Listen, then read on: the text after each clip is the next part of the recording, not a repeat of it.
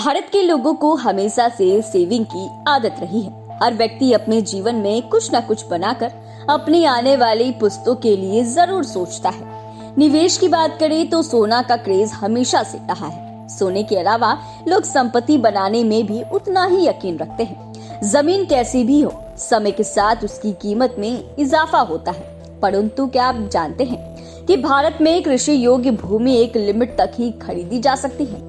ऐसा नहीं है कि कोई व्यक्ति जितनी चाहे उतनी जमीन खरीद ले। हालांकि भारत में जमीन खरीदने की अधिकतम सीमा अलग अलग राज्यों पर निर्भर करती है और पूरे देश में एक सा कानून नहीं है। तो चलिए आज हम आपको इस वीडियो में बिहार के साथ साथ कुछ और भी राज्यों की जमीन खरीदने की लिमिट के बारे में बताते हैं।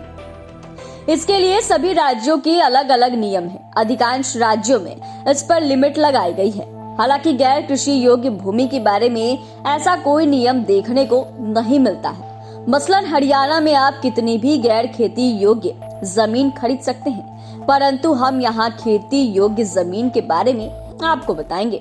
दरअसल भारत में जमींदारी प्रथा को खत्म करने के बाद कई तरह के बदलाव किए गए। कुछ बदलाव राष्ट्रीय स्तर पर हुए तो कुछ का अधिकार राज्यों के हाथ में दिया गया। इसीलिए हर राज्य में जमीन खरीदने की अधिकतम सीमा भी अलग अलग होती है। इसके अलावा यह भी राज्य ही तय करता है कि कृषि योग्य जमीन कौन खरीद सकता है। केरल में भूमि संशोधन अधिनियम 1963 के तहत एक गैर विवाहित व्यक्ति केवल 7.5 एकड़ तक जमीन ही खरीद सकता है। वही 5 सदस्यों वाला परिवार 15 एकड़ तक जमीन खरीद सकता है। महाराष्ट्र में खेती योग्य भूमि केवल वही खरीदेगा जो पहले से खेती में है। यहाँ अधिकतम सीमा 54 एकड़ की है। पश्चिमी बंगाल में अधिकतम 24.5 एकड़ जमीन खरीदी जा सकती है। हिमाचल प्रदेश की बात करें तो वहाँ 32 एकड़ जमीन खरीदी जा सकती है। कर्नाटक में भी 54 एकड़ जमीन खरीद सकते हैं और यहाँ भी महाराष्ट्र वाला नियम लागू है। उत्तर प्रदेश में अधिकतम 12.5 एकड़ खेती योग्य जमीन एक व्यक्ति खरीद सकता है।